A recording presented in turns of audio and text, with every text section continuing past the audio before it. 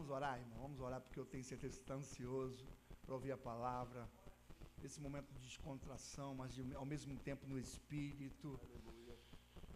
Aleluia. Deus, muito obrigado pela chegada do teu filho aqui, muito obrigado, Senhor, pela vida dele, está em paz, está aqui ministrando, a pastora Elaine, que está lá em Tanguá, que o Senhor possa usar como canal de bênção a vida do profeta, desse homem de Deus, para a nossa vida, nesse 18º dia da campanha. Nós estamos ansiosos por mais de Ti. Use a boca dele, Senhor, assim nós pedimos. Amém. Boa noite, queridos, graça e paz, amém? Glória a Deus. Eu estou muito feliz de estar mais uma vez aqui. Louvo a Deus pela sua vida, pela sua casa, pela sua família. Eu estou hoje só acompanhado do Anthony, do meu filho, porque a pastora Elaine viria comigo. Só que o pastor Anderson, que está ministrando lá hoje, ele trouxe a esposa dele, a pastora Alessandra, veio também com ele. E aí, quando eu falei a ela, Elaine não vai estar? Eu falei, não, então a Elaine vai estar lá para te receber. E aí a pastora Elaine está lá, recebendo, porque ela também está com muita saudade dos irmãos, mas nós estamos numa grande obra lá, para a honra e glória do Senhor, amém, irmãos? Assim como aqui também está, nós sempre a gente conversa, a gente está sempre trocando um feedback, e na segunda-feira, eu conversando com o pastor aqui, falando do culto de domingo, e aqui também, nós tivemos aqui 9 conversões domingo, glória a Deus, foi isso, né? Amém, irmãos? Lá foram 6 conversões também, para a honra e glória do Senhor, e Deus tem, amém? Aplauda Jesus, porque Ele é bom. E a gente está sempre conversando e é engraçado porque às vezes os cultos vão acontecendo e a gente vai conversando, eu e os meninos, não, porque aqui, rapaz, quando cantou tal música, eu falei, rapaz, lá também cantou essa música, cara. Não, e o pastor que pregou aqui, pregou então um texto, e rapaz, lá o cara... Então, eu glorifico a Deus porque nós temos andado numa direção, falado uma mesma língua, vivido o mesmo propósito e seguindo o mesmo Espírito. Amém, irmãos? Louvo a Deus por isso. Eu quero agradecer a Deus pela vida do meu pastor Júnior, mais uma vez, me conceder essa honra, essa oportunidade. Nós temos sempre dito que eu, minha esposa, minha família, nós somos resultado do investimento, da confiança e de tudo que Ele tem liberado de palavras sobre as nossas vidas. E eu estava com muita saudade de vocês, eu amo essa igreja, amo a cada um dos irmãos aqui, mas nós estamos aí num período aí, nesse propósito aí, lá na igreja de Tanguá, que mandou um beijo para vocês também, amém, irmãos? Glória a Deus. E eu tenho uma palavra de Deus, que Ele ministrou primeiro ao meu coração, e eu quero compartilhar com você nessa noite, amém? Abra a sua Bíblia no livro de 1ª carta do apóstolo Paulo aos Coríntios, capítulo de número 11.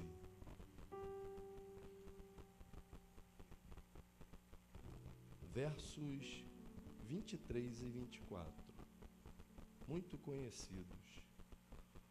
Irmãos, eu não sei você, mas eu sinto uma graça de Deus aqui essa noite.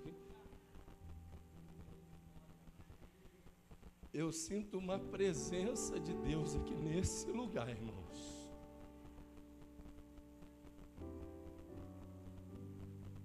Eu sinto uma atmosfera tão forte nessa noite aqui.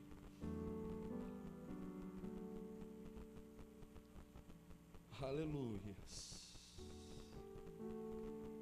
Aleluias. Deixa eu te contar uma história. Eu não tenho certeza exata se foi o pastor Júnior que me contou essa história ou se foi o pastor Samuel Lessa. Eu não tenho certeza exata. A história é a seguinte, só para a gente tirar um momento aqui.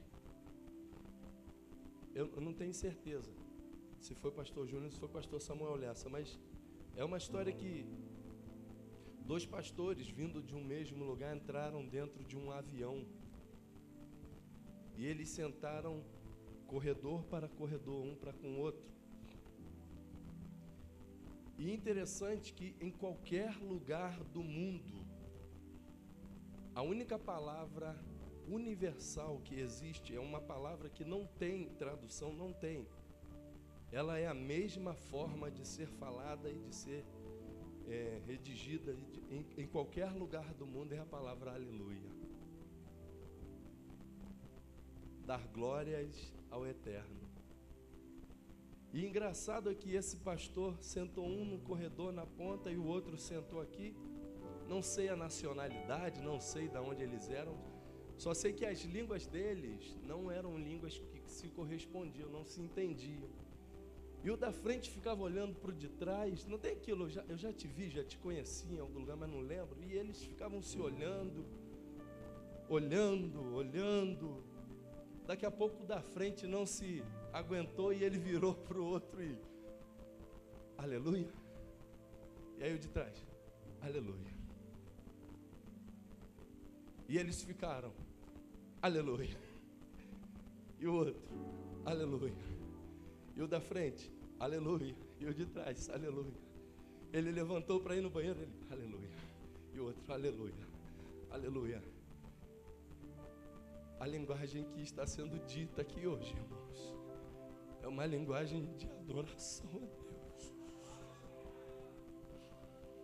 Talvez você não tenha na sua boca aí algo que possa, de repente, sair de dentro do teu coração, mas eu quero te dizer, há uma palavra.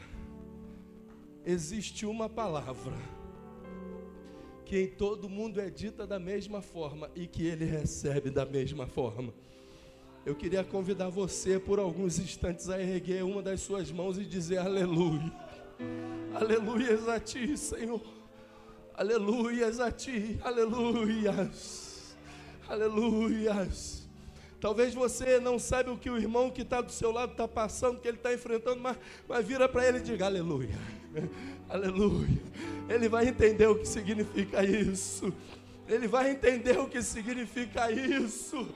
Oh, glória a Deus, aleluia, aleluia.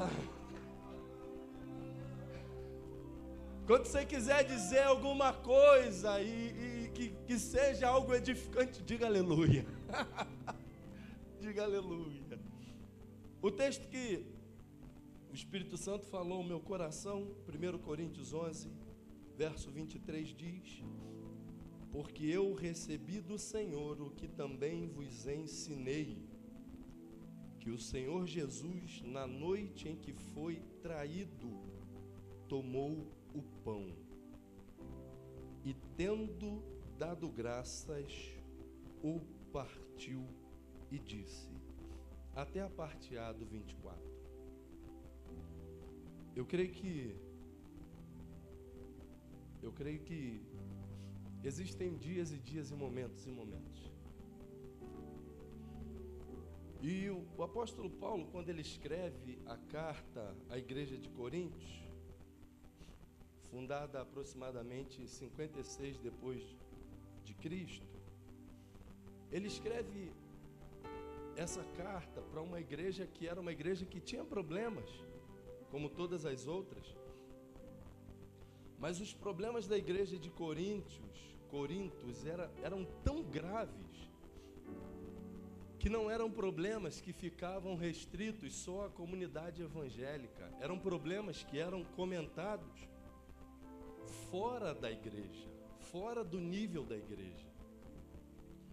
E a situação era tão complicada porque era uma igreja chamada de uma igreja, por alguns estudiosos, uma igreja depravada, uma igreja com escândalos de imoralidade, uma igreja com escândalos de blasfêmia, uma igreja onde os membros se embebedavam constantemente, uma igreja que pagava-se até uma vergonha perante a sociedade.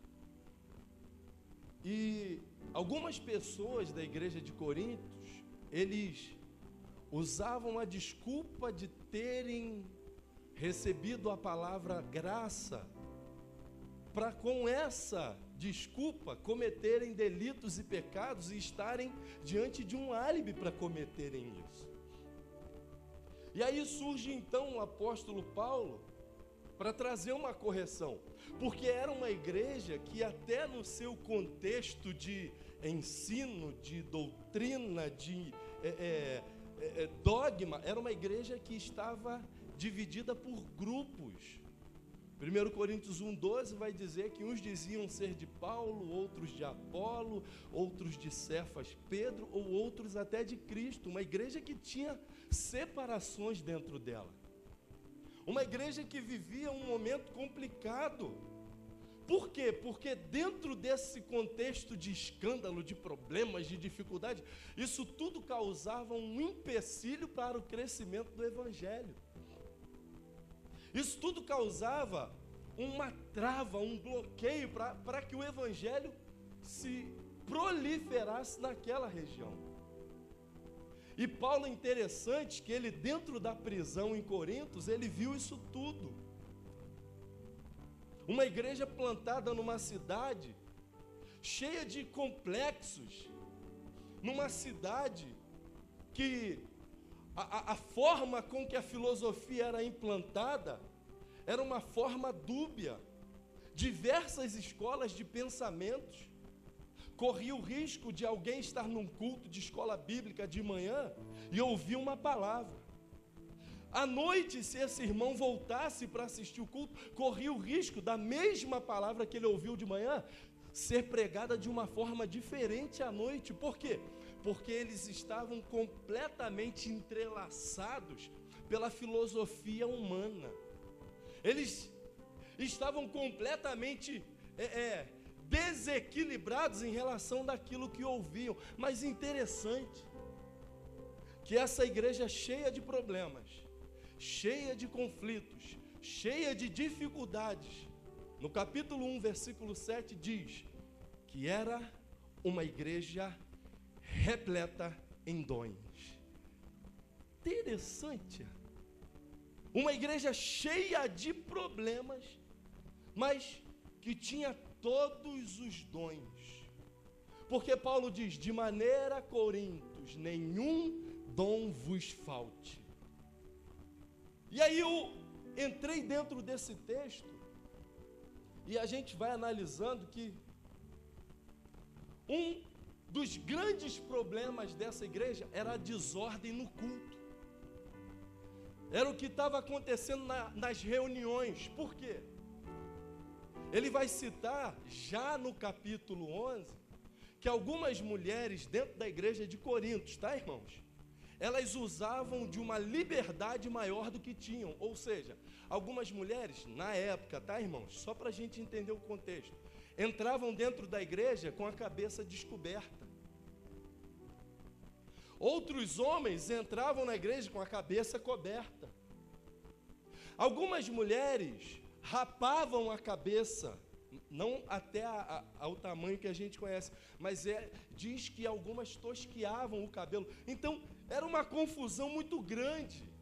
Na hora da ceia, na hora do ágape, da reunião ágape que eles chamavam, era uma confusão, porque o rico comia mais que o pobre, o rico não dividia o que ele levava. Na hora da ceia era um problema, uma doideira, um conflito. E aí a gente observa esse contexto, que para piorar, eu falei que ela tinha problemas, mas era cheia de quê, irmãos? De dons. Para piorar tudo, na hora de usar os dons espirituais, aí que o negócio desandava.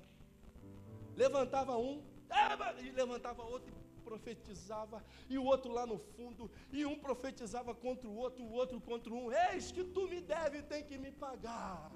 Eis que... Era um negócio assim. Paulo falou assim, meu Deus, eu preciso dar um jeito nisso. E aí, como a gente observa, oh, glória a Deus, como a gente observa o apóstolo Paulo, escritor de várias cartas, ele podia, irmãos, entenda isso, como apóstolo de Jesus, ele não podia fazer um decreto apostólico e fazer leis para resolver esse problema dentro da igreja? Sim ou não? Quem crê nisso? Sim ou não? Ele podia chegar e falar assim, ó, está proibido fazer um estatuto dentro da igreja, está proibido terminantemente que se faça isso, que as mulheres isso. Está na Bíblia, mas ó, vocês não podem isso. Ele podia fazer um decreto para resolver isso. Ele podia fazer um comando apostólico para que isso fosse resolvido. Mas aí ele se lembra de uma coisa. Oh, glória, irmãos. Coisa boa é quando você ouve e atenta sobre as palavras de Jesus. Deixa eu dizer uma coisa sobre a tua vida nessa noite. Ainda não é uma palavra profética, mas é algo sobre a tua vida. Existe autoridade nesta casa que tem liberado não só palavras, mas a direção para as nossas vidas. Porque ele diz assim, rapaz, eu já sei como resolver esse problema. Eu imagino um dia o apóstolo Paulo chegando numa reunião, dizendo assim, igreja de Corinto, vamos atentar aqui para mim. Aí estava uma confusão, um negócio, aí fala, ei gente, ô glória, eu já sei como a gente vai resolver o que está acontecendo no nosso meio, porque eu me lembrei que eu recebi do Senhor. O que eu ensinei para vocês há um tempo atrás, eu me lembro que eu recebi do Senhor. E aí eu vou passar para vocês aquilo que Jesus fez num dia de conflito da vida dele. Porque eu me lembro, Paulo dizendo, irmãos, no livro de Atos, capítulo 20, versículo 7, diz esse texto, que houve um dia, primeiro dia da semana, que ajuntaram-se os discípulos para partir o pão. Agora escute, e Paulo quem haveria de partir, ou seja, ele já sabia, ele já conhecia o momento da Santa Ceia. Então ele vira-se para a igreja de Corintos e diz, ó, eu já sei o que nós vamos fazer aqui no dia de conflito, porque eu recebi do Senhor e eu quero liberar uma palavra sobre a tua vida agora. Nós já entendemos tudo que está acontecendo aí fora, mas o que está acontecendo aí fora não se compara com o que ele tem dito aqui dentro.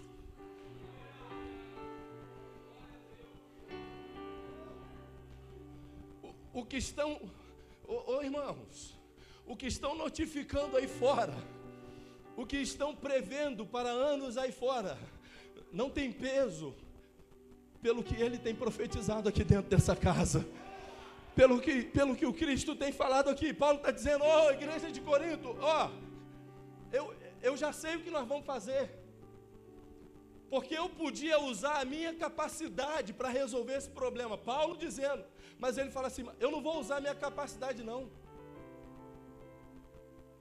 eu não quero usar o mérito que eu tenho não, porque eu prefiro um incapaz cheio de Deus do que um capaz cheio de si, irmãos. Porque um incapaz cheio de Deus, ele está cheio de Deus.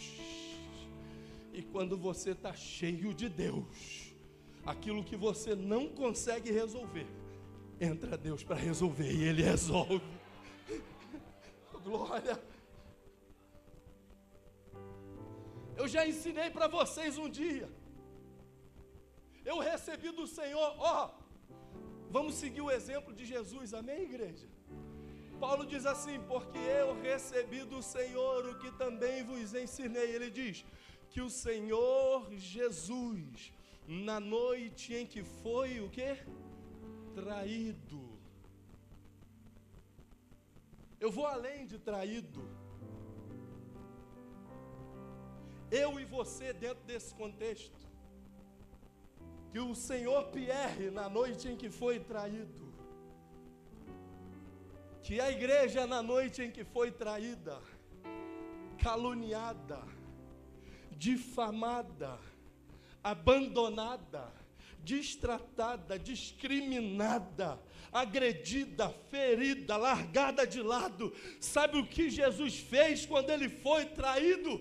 Ele não quis se vingar, ele não quis brigar, ele não quis bater, ele não quis xingar, ele não quis contestar, ele não quis se autodefender. Na noite em que foi traído, a primeira coisa que ele fez, a primeira coisa que nós vamos fazer é pegar o pão. A Bíblia diz que a primeira coisa que ele faz, ele pega o pão. O que significa isso, pastor? João 6,48 vai dizer que Jesus um dia chega e diz assim: eu sou o pão da vida. Pastor, por que o senhor está ligando o pão à palavra? Porque João 1,1 diz: no princípio era o Verbo, e o Verbo era Deus, e o Verbo estava com Deus. João 1,1, na minha tradução diz isso, mas na King James diz: no princípio era a palavra, e a palavra era Deus, e a palavra estava com Deus. O que significa isso, pastor? Quando as coisas se enegrecerem na tua frente, na tua mente, no teu coração, quando você olhar para um lado, olhar para o outro, ver problema, ver acusação, entenda uma coisa: quando as acusações, os problemas surgem, eles não te afastam de nada, eles te aproximam de algo. Não, oh meu Deus, não pensa que te excluíram de grupo, de amigo, nada, eles não te afastaram de nada, eles te aproximaram. Eles não te afastaram, eles te aproximaram. E sabe o que eu entendo aqui? Quando diz que ele pega o pão, é isso que eu quero dizer para nós aqui nessa noite. O que nós vamos fazer daqui para frente é que quando a situação adversa surge, a primeira coisa que vai acontecer na nossa vida, não vai sair palavras de murmuração, vão entrar palavras de vida. Sabe por quê? Porque eu vou pegar o pão. A partir de hoje eu não me levanto mais para brigar, eu pego o pão. A partir de hoje eu não levanto mais para murmurar, eu vou pegar o pão. A partir de hoje eu não vou levantar mais para questionar, mais para... eu vou sair da igreja. Não, eu vou pegar o pão. E sabe o que significa pegar o pão? Salmo 119, versículo 9. Como purificará o mancebo a tua vida, observando conforme a tua, repita a palavra. Então eu quero que você diga forte, Salmo 119, versículo 11, escondi a tua no meu coração para não pecar contra ti. Salmo 119, versículo 16, recrear-me-ei nos teus estatutos e não me esquecerei da tua. Salmo 119, versículo 17, faze bem ao teu servo, para que vive e observe a tua. A minha alma está apegada ao pó. Salmo 119, versículo 5, vivifica-me segundo a tua. Versículo 28, Salmo 119, a minha alma consome-se de tristeza, fortalece-me segundo a tua.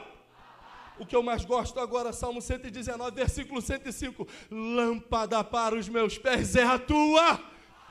Tu não vai andar mais errante não, porque você vai andar sob a palavra vai te dar direção.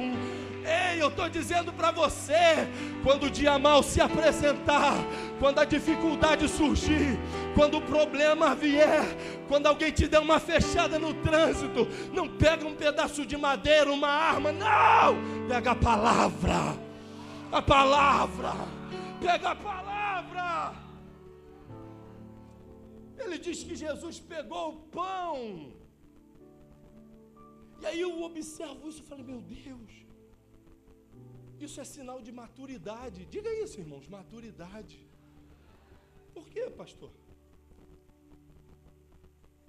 Porque se você pegar o pão,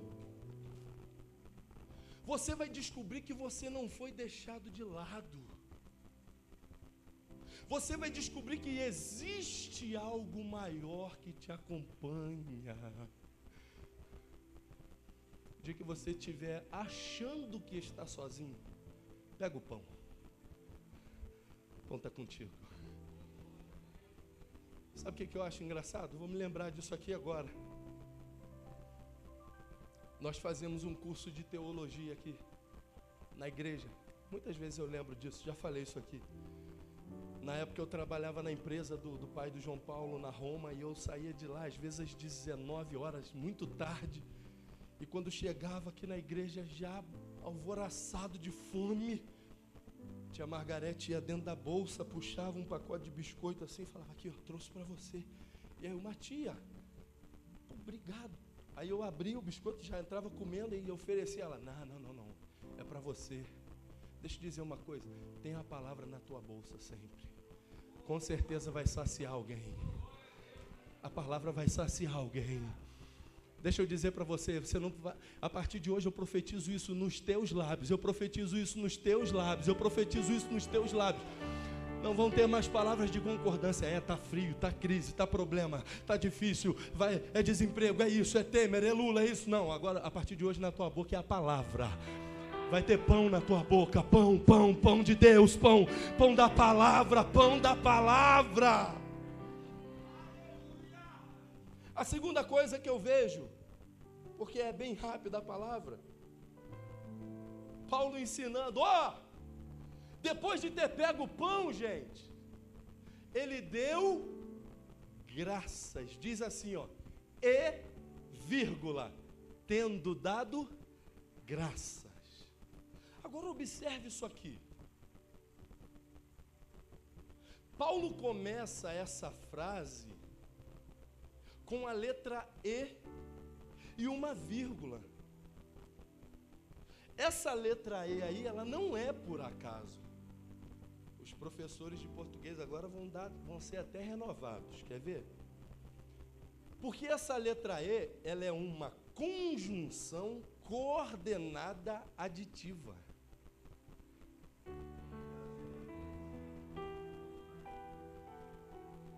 Pergunte aí. O que significa isso, pastor? Espera aí, 1, 2, 3. Esse E, no início da frase, está dando ênfase. Olha que interessante. Todas as vezes que isso acontece, significa que ele está dando ênfase, adicionando coisas ou ideias à frase. Agora escute. O E vem no início da frase, sim ou não? E tendo dado graças. Então o E está dando ênfase à palavra graças. O que eu aprendi aqui? É que quando eu dou graças, eu recebo a graça. Paulo está dizendo assim, ei gente, você está ficando triste?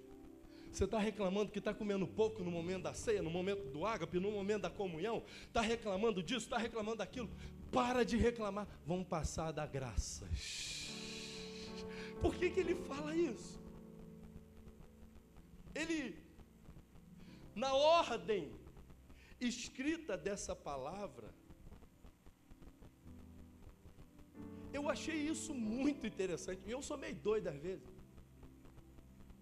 Esse termo, Wallace, e tendo dado graças, eucaristeo, aparece 39 vezes no Novo Testamento. Aí eu sou doido. Aí eu falei, vou procurar as 39. Aí comecei a procurar. E olha só.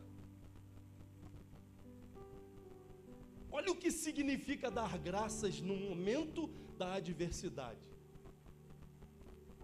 A primeira vez que ela aparece, Mateus 15, 36. E tomando os 7 pães e os peixes, e dando graças, partiu-os e deu aos seus discípulos, e os discípulos à multidão. Essa é a segunda multiplicação. Na primeira multiplicação, Jesus não faz isso, ele não dá graças. A palavra na primeira multiplicação, quando ele lê em Mateus, ele diz, e levantando, o abençoou. Então, e tendo dado graças, aparece aqui. E a última vez que ela aparece, é no livro de Apocalipse 11, 17. Escuta isso, dizendo, graças te damos, Senhor Deus Todo-Poderoso, que és e que eras e que há de vir e que tomaste o teu grande poder e reinaste. Pastor, por que o senhor está dizendo isso? Escuta, olha que doideira. Eu falei que aparece quantas vezes? 30. A primeira vez no livro de? A última vez no livro de? Eu falei, eu quero ver onde é que está uma coisa agora, só para eu confirmar. Você sabe, 66 livros da Bíblia, 39 no Velho, 27 no Novo, amém? Aí eu fui ver, contei de Mateus a 1 Tessalonicense, 13 livros, contei de Apocalipse a 1 Timóteo, 13 livros, o meio é 2 Tessalonicenses. E aí eu fui procurar para ver se tinha, e tendo dado graças, em 2 Tessalonicenses. E aí, olha o que eu achei. 2 Tessalonicenses 2,13. A parte A. Entretanto, devemos sempre dar graças a Deus. Pastor, por que o senhor falou isso? Porque a primeira vez que aparece é em, a última vez em, e está no meio em 2 Tessalonicenses. O que o Espírito Santo falou? Tem gente que só dá graça quando termina. Outros só dão graça quando começa.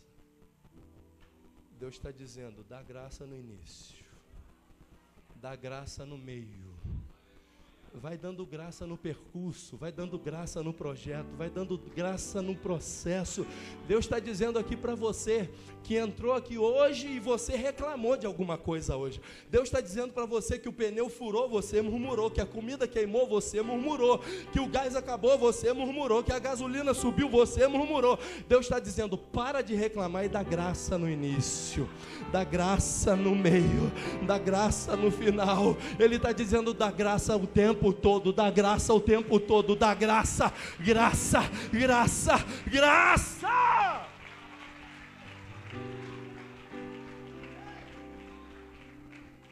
Eu fico encucado com gente que por que você se espinha todo? Não, mas eu estou sumido 1 mês, 2 meses da igreja e ninguém veio me visitar. Ninguém fez isso, ninguém fez aquilo, ninguém fez aquilo outro. Começa a dar graça. Vem para a igreja e não reclama, vamos começar a dar graça. Sabe por quê? Porque se eu começar a dar graça no processo, no final, ele garantiu aqui, ó. Apocalipse 11:17 diz, porque tu és todo poderoso, que és, que eras e que sempre há de vir. Igreja de Corinto, sabe o que a gente vai fazer? Além de partir o pão, a palavra, nós vamos passar a dar graça agora em tudo. Não haverá mais murmuração, mais reclamação, mais queixa, mais disse e me disse. Profetiza isso para o teu vizinho. Ei, vamos trocar as palavras agora. Diga para ele, você não vai mais reclamar. Diga, você não vai mais murmurar. Diga, você não vai mais entristecer. Diga, você não vai mais mastigar chiclete no culto. Você vai dar graça. Diga, você vai dar graça.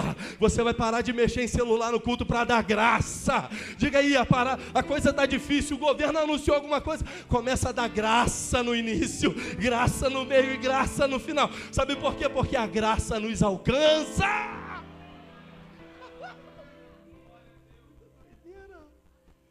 Muita graça. Para a gente terminar, igreja de Corinto, tem uma última coisa que ele fez. Eu me lembro, e eu já ensinei, mas eu vou partilhar agora com vocês para a gente entender. O texto diz que ele partiu o pão. Quando a gente lê esse texto de Mateus 15, 36, 37, a gente entende que quando fala que nesse texto, por exemplo, que sobraram 7 cestos de pães, dá-se a entender que os pães eram colocados dentro de alguma cesta, de alguma coisa, para ser servido. Uma forma mais coerente, mais higiênica, mais de repente. E aí o que eu aprendi aqui? Paulo está dizendo assim, dentro de uma igreja problemática, cheia de conflitos, cheia de dificuldade, Paulo está dizendo, sabe o que Jesus fez? Quando ele pegou o pão, oh glória, ele partiu, mas ele não separou o pão. Ele partiu e colocou no mesmo lugar. Ele partiu o corpo, mas não separou o corpo. Ele manteve o corpo no mesmo lugar, partido. Como assim, pastor? Pedaços grandes, pedaços pequenos, pedaços imperfeitos, pedaços cheios de defeito. Ele não chama pedaços pequenos, Rafa, de farelo. Ele não chama pedaços minúsculos de migalha, mas ele chama tudo que estava ali partido de corpo.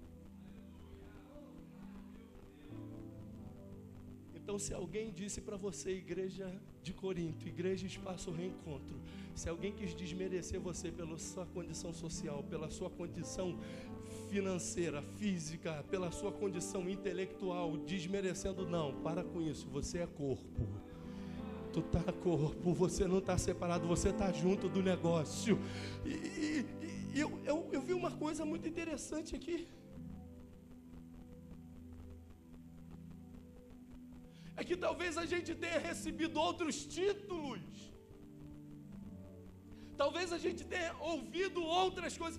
Pastor, por que o senhor entrou nessa linha? Porque eu estou lutando 21 dias. Eu quero conquistar nesses 21 dias. Mas não adiantaria nada eu conquistar o mundo e perder a minha salvação. O que eu preciso em primeiro lugar? Em primeiro lugar, eu me lembro disso. Um dia Peixe chegou aqui na igreja para mim e falou assim: Jairão, fala Peixe. Fala, Peixe, rapaz, eu estou orando a Deus aí. Aqui, olha só, deixa eu te falar. Você tem que tirar a carteira, cara. Se você não tirar a carteira, não vai adiantar nada. Como é que você vai ter carro? Porque eu tive um Chevette na época, mas eu não tinha carteira e eu vendi. Você tem que tirar a carteira, cara. E aí eu fui lá, entrei na autoescola, me esforcei e consegui tirar a carteira dentro de um mês. Poucos dias depois, a igreja, pastor Júnior, alguns irmãos aqui da igreja me deram um carro. Alguém lembra disso, irmãos? O que você está querendo dizer com isso, pastor? A gente está lutando 21 dias. 21 dias, mas eu preciso entender que eu preciso aprender a manusear o pão, a dar graças no período do processo e entender que eu preciso, acima de tudo, ter comunhão no corpo. Porque às vezes eu venho 21 dias, coloco o pedido, mas passo 21 dias e não falo. Eu venho 21 dias, ajoelho, oro, mas brigo com a minha esposa, estou sem falar com ela 21 dias dentro de casa, estou brigando com meu irmão, estou sem falar com a pessoa aqui da igreja, estou sem, como não pode isso, sabe por quê? Porque Jesus disse assim, eu me lembro que ele partiu o corpo, mas botou tudo no mesmo lugar, o corpo estava partido, eles eram pedaços diferentes, separados um do outro, tinham diferenças, um maior, um menor, um com defeito, um sem defeito, mas era todo mundo junto no mesmo lugar, não era separado. Deixa eu profetizar sobre a tua vida alguma coisa nessa noite aqui. Você é corpo de Cristo. Nós somos ligados pela palavra de Deus. Estamos ligados nele porque ele é a videira verdadeira. Ele chama o pai de lavrador e ele está dizendo para nós, sabe o que significa? Não tenha medo de te olharem diferente, de tentarem dizer algo a seu respeito. Não, você é corpo. E quando você é corpo, sabe o que eu estou dizendo aqui nessa noite, meu irmão? Sabe o que eu estou dizendo aqui? Você vai andar na rua, vão olhar para você, querer te subjugar, mas você tem algo. Eu posso não ter uma calça de marca, eu estou usando a minha calça mais nova hoje, que a minha esposa me colocou. Eu posso não estar usando uma roupa de marca, mas eu sou corpo.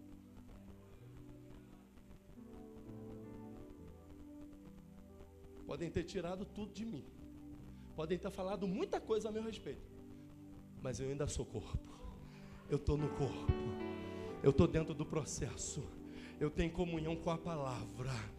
Eu dou graças no meio do processo. E eu sou corpo de Cristo. Eu estou pregando para uma igreja viva hoje. Eu estou pregando para uma igreja que entende isso aqui. Paulo está dizendo, Coríntios, ó, assim nós vamos receber os problemas. Assim nós vamos resolver as dificuldades no nosso meio. Sabe como? Agindo com simplicidade, mas fazendo aquilo que Jesus ensinou. Quem recebe essa palavra, diga glória a Deus. Deixa eu te dizer uma coisa. Não abandone a palavra, não pare de dar graça. E lembre-se, nós somos corpo. Nós somos ligados, nós estamos próximos, nós estamos conectados a Ele. Vamos crer nessa palavra, diga glória a Deus. Vai ficando de pé nessa noite aí. Aleluia, louvado seja o nome de Jesus.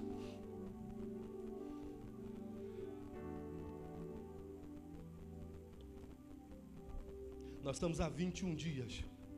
O corpo já sente um cansaço, uma dor, a fadiga. Ah, pastor, não, você não vai parar. Você não vai parar.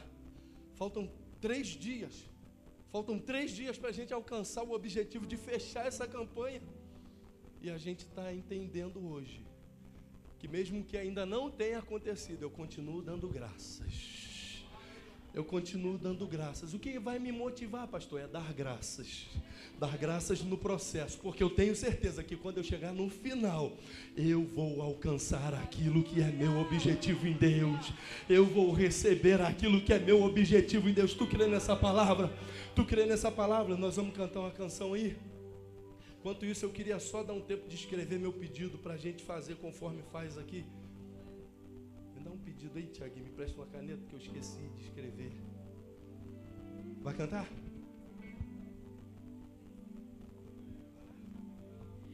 Recebi um novo coração do Pai, coração regenerado, coração transformado, coração que é ensinado por Jesus. Como fruto deste novo coração, eu declaro a paz.